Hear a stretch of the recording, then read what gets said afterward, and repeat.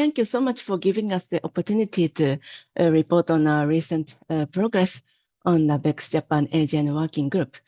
So, yeah, and thank you so much for your introduction. Then as you can see here, the more than 25 Japanese colleagues has registered to this working group. And so far, several science topics has been reported by these colleagues. Then today, four of us will report on the recent progress. Yes. Then, so in this talk, I first would like to introduce the key parameters of interest which guide our discussions. Then we will move to the updates on 4 science topics presented in an omnibus style, starting from me and Motoki, then Takayuki and Yoshiaki, then followed by a short summary. So then many of you have already seen this image, which summarizes the main BHEX target sources. Then today we will report on 2 of them on this map, which are the Markarian 501 and Cygnus A. And also share updates on 2 cases not on this map. Those are namely the bulk quasars and the mega masers. Yeah. And then before moving to each topics, here are the name of the sources we have discussed within our working group so far. And this chart maps them into a simple parameter space, which with the accretion rate on the x-axis and the viewing angle on the y-axis. Then among them today we discussed the quasar type, the high accretion rate, a large viewing angle sources, which are the Cygnus A with the powerful jet and the Markarian 231 with the disk wind. And also among low accretion or low luminosity AGN, today we talk about Markarian 501, which have very small viewing angle. Then we also report on the maser systems as disk and outflow probes. Then throughout this framework, we aim to probe how jets are launched and how the high energy emission are produced, and also how the disk and the wind interact across different accretion rates and viewing angles. So then let me first talk about the Markarian 501, which is one of the closest and the brightest VLAC sources. So this source was observed at the various scales with the VLBI, including the VSOP Space Telescope and the global VLBI arrays. And the black hole mass and the accretion rates and the limb lightning jet feature are all similar to the representative radio galaxy M87, but the viewing angle is considered to be very small, a few degrees. And this source is known to be one of the representative gamma ray blazars, and thanks to its proximity, it is suitable for resolving the high energy gamma ray emission region. And based on the simple variability timescale arguments, the event horizon telescope is expected to resolve the daily variable dominant core component, which is about 20 microarcsecond. And with the high resolution of the BHEX, the high energy emission region with the intraday variable flaring region is potentially expected to be resolved. So then moreover, in order to locate the region in the jet, multi-wavelengths and the polarization observations are important. Then here, I like to quickly share some very initial observing simulations using the NG-EHD sim. So thanks to the tutorials by our BHEX colleagues last year in Mitaka, Tokyo, I am now exploring the software, those softwares right now. And these are the mock observations by assuming the core only here, and also core plus compact core flaring component with the one-day quick interferometric UV VEX, big VEX and ground coverage. Then here are the radial the amplitude responses. So then both cases, the BEX, we can see that the BEX is important to constrain the component sizes. And to move forward, we hope to work with the experts to develop more realistic simulations, including other laser sources.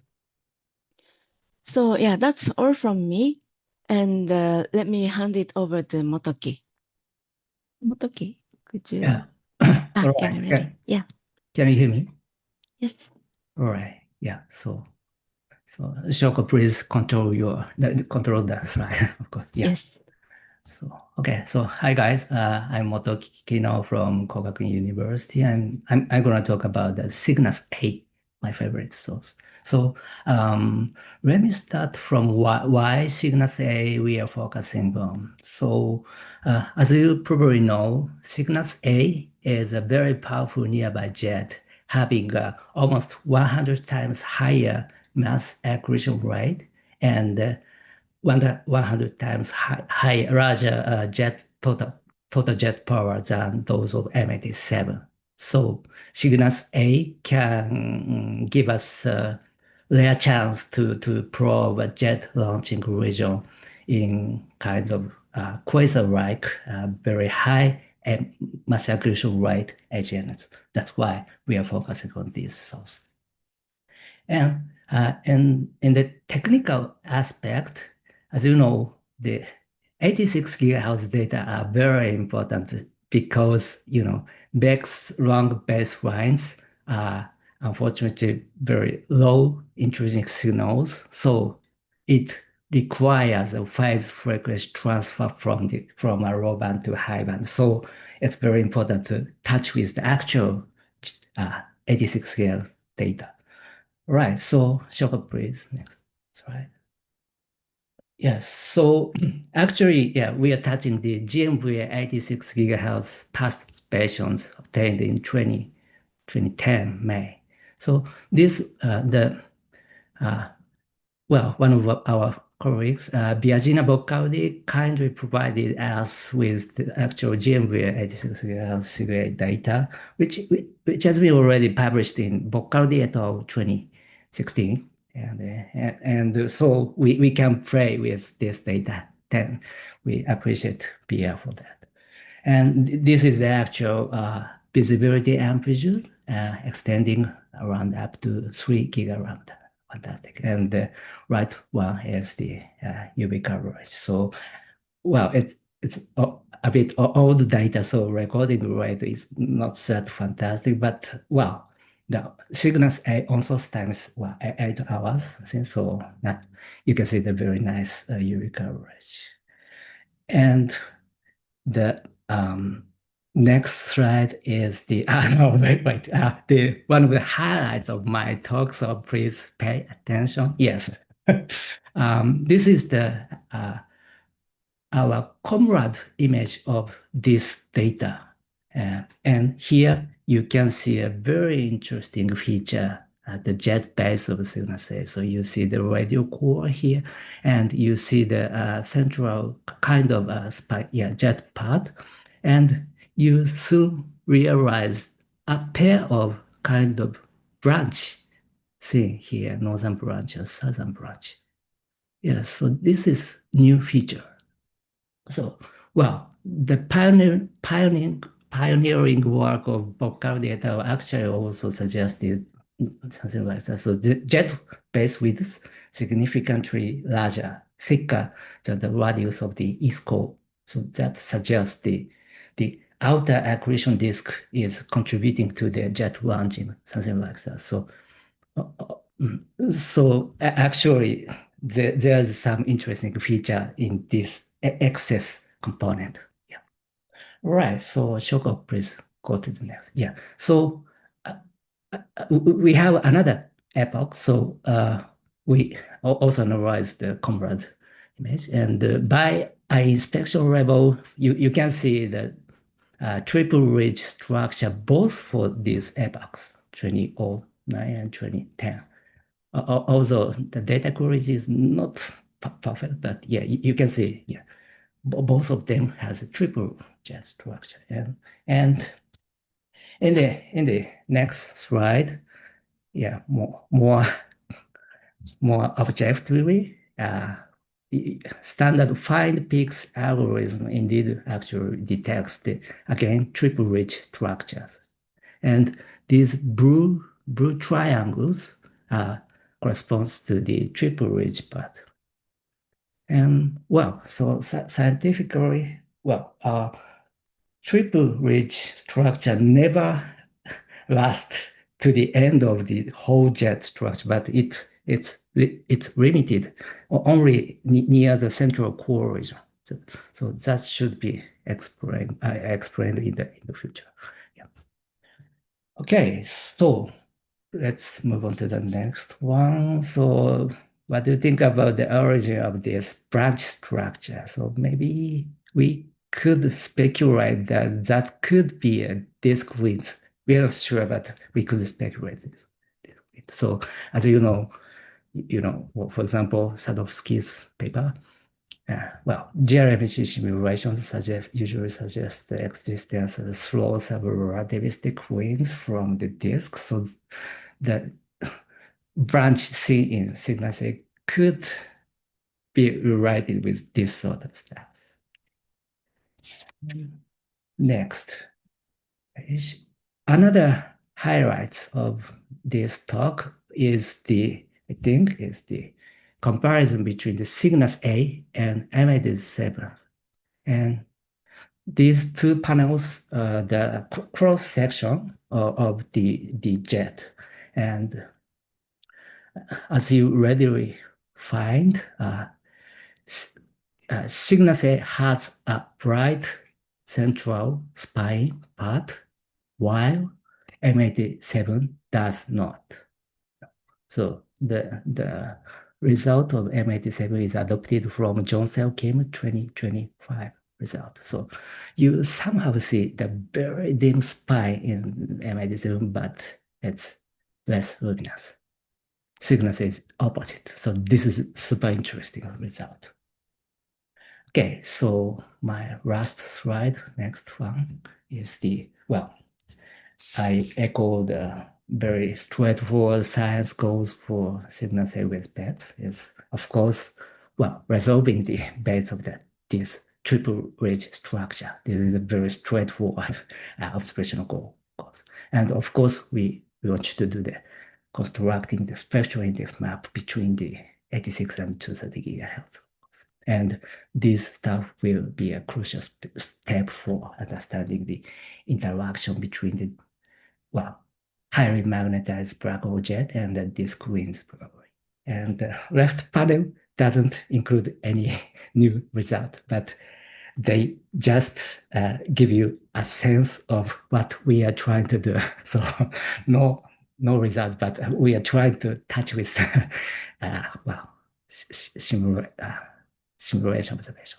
Okay, that's all from my side. And next, well, Takayuki Hayashi-san will take it away. Yes, I'm ready now.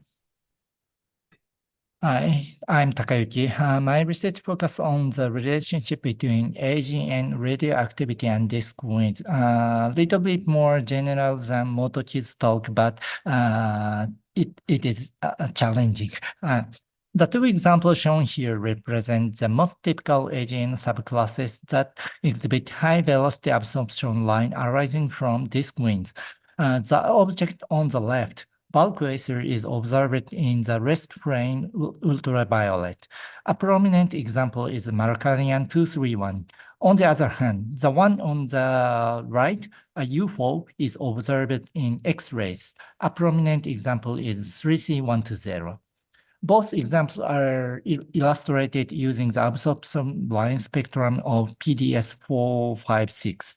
But please mind that it is rare to find an object that exhibits both BAL and UFO feature. This rarity arises because BALs are typically detected at high redshift due to the requirement of ground-based observation in the rest frame ultraviolet. Today, I will present an evaluation of the feasibility of sublimated VLBI observation of BAL quasar. Next slide, please. The diagram on the left depicts the variety of disk wind responsible for the absorption line, including objects such as BALs and UFO. As discussed in a previous study of Cygnus A by Motoki, these disk winds are also thought to play a role in jet collimation. Investigating whether the presence or absence of such a structure affects the jet collimation mechanism is considered crucial for understanding the physics of supermassive black hole. Next slide, please. Objects exhibiting absorption line associated with disk wind are generally thought to be viewed AGN. However, in practice, not only have objects without significant beaming been identified, but also objects likely seen polon that exhibit pronounced beaming. Such cases are inferred, for example, from FSRQ-like flat radio spectra. For future submillimeter observation of distant high-Z BAL quasar, targeting these FSRQ-like objects is considered reasonable, as they are expected to remain bright even at high frequency. Next slide, please. Observing high redshift FSRQ-like BAL quasar with BHEX to obtain information such as jet collimation profile. Data currently inaccessible through ground-based gigahertz band observation is highly valuable. To assess its feasibility, I first conducted a test observation at 22 gigahertz. The targets comprise 10 objects exhibiting the radio spectra shown here.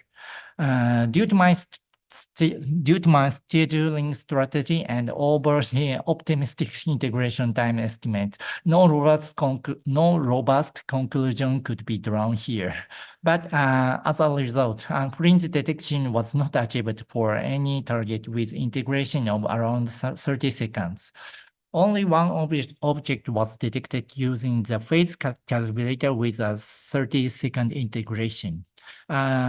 So considering the limitation of the calibrator as well, I confirmed that observing distant BAL quasar remain challenging. Based on these findings, we suggest that when observing objects likely retaining a disk wind, targets should be selected from UFO identified in the nearby universe. That concludes my talk. Thank you for your attention.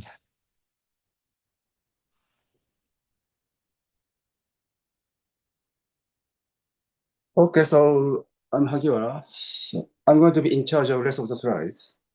So I talk about mega measures as probable supermassive black hole masses, mass accretion, and Hubble constant H naught. Mega measures, probes for rotating around, supermassive black hole. So measures orbiting around the central black hole, and then using, Poisson velocity diagram, and then we find, Keplerian curve, and then using this, we can estimate the mass inside the orbiting measuring disk. Yes.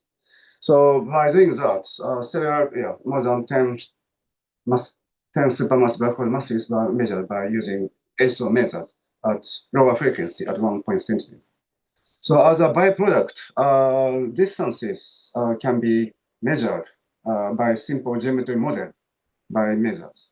So by this, for example, in the case of NEC 4058, in the picture in the right, measured about H naught is with us uncertainty is about less than, about 2% by Mercury as well.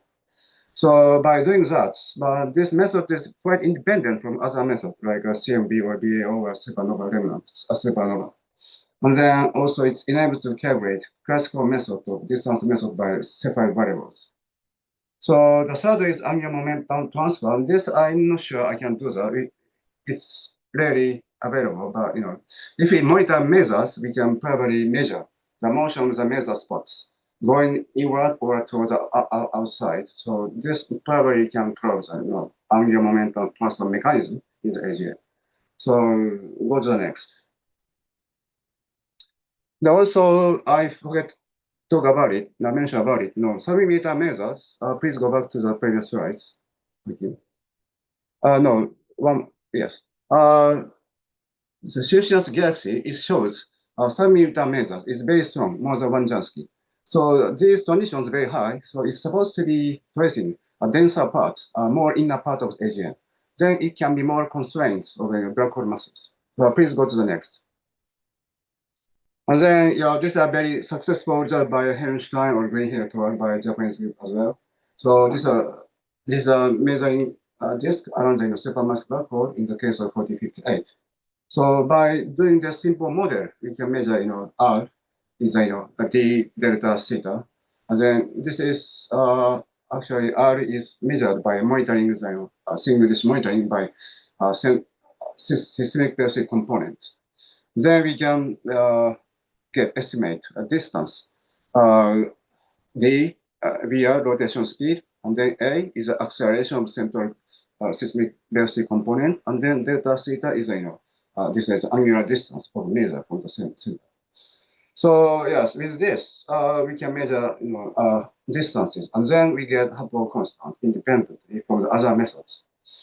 So but we have to convince ourselves this method is really better than 22 GHz measures. Submeter measure is quite rare, and then also weaker than 22 GHz measures. And then also, if we cannot get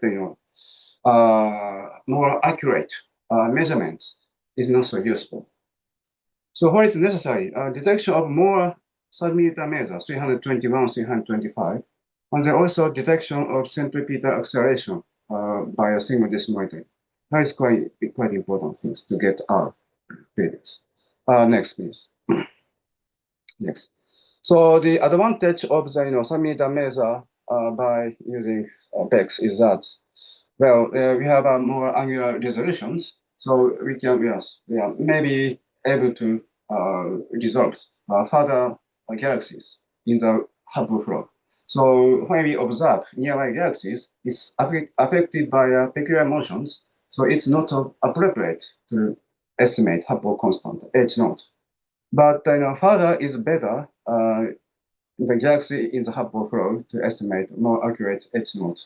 Currently, we are going to search submeter measure detected by 183 gigahertz by Bonpesh by 2023 by ARMA. So if we could detect also in 321 gigahertz, we try to make grand array observations for mapping, for example, with EHT, etc.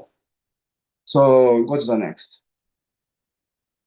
Next slide, please. Okay, so this is just comparison between submeter and SO measures.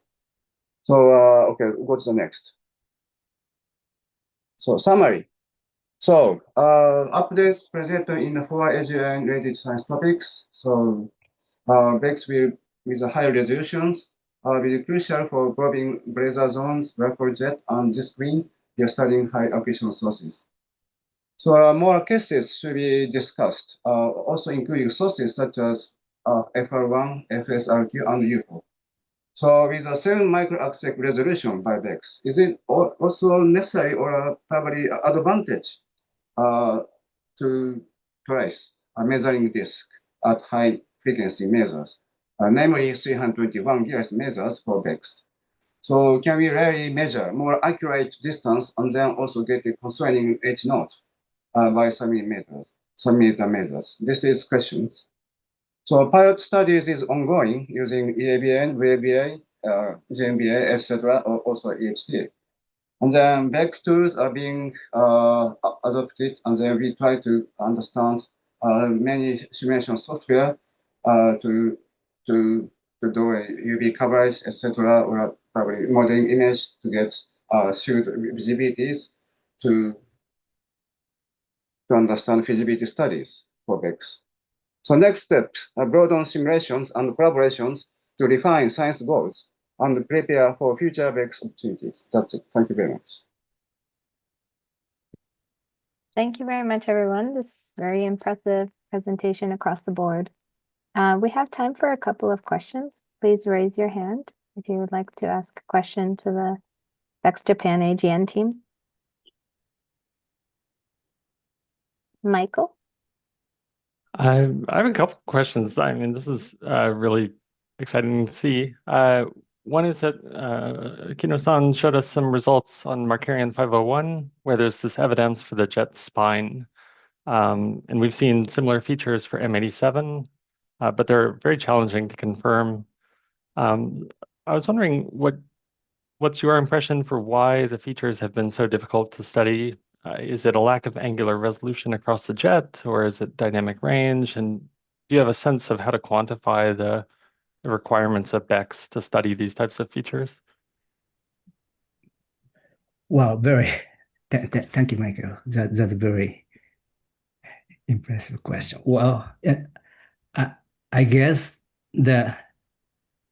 why the kind of spine part of M87 is so dim is simply because of the nature of M87 jet itself.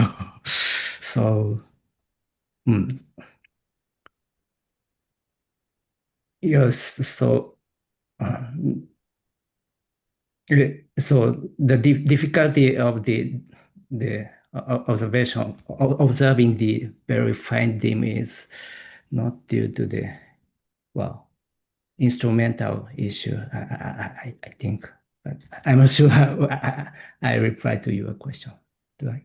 I think I understand. So you're saying it's intrinsic to the source. I just didn't know if you have a sense of what aspects of the UV coverage are most important to study these types of features. Would it require a lot of time on source with BEX or just very dense coverage? I'm not sure this is the right answer, but I speculate that maybe, further EHD data and hopefully energy EHD data will help replying to this point. But I don't have the answer for this right now. Okay, thanks. There's another hand from Jim. I didn't understand the assertion that the black hole mass in megamasers could be measured more accurately at sub-millimeter wavelengths because something was optically thin. The mass seems to be completely determined by the shape of the Keplerian wings. So I don't understand how this could be done better at 321 gigahertz. Okay, yeah, that's good questions. I'm also wondering, can we really measure more accurate masses by sub-millimeter method? This is my actual presentation. What I can say is that, Koyama-san, please go back to the previous slides. Yes, so please look at the figures on the right bottom. So sub-millimeter has a more difficult exciting conditions, also temperature and then densities. So it's supposed to be tracing the inner part rather than 22 gigahertz mesers. So that might be a probably can trace closer region to the center mass black hole. That is my probably yes current ideas. Jim is probably right. Yes, we have to really think about it by, for example, by measuring by ground PDPI of sub-millimeter mesers like Celsius galaxies, and then looking at position velocity diagram. It's really pointing more inside inner part of the disk. Thank you very much.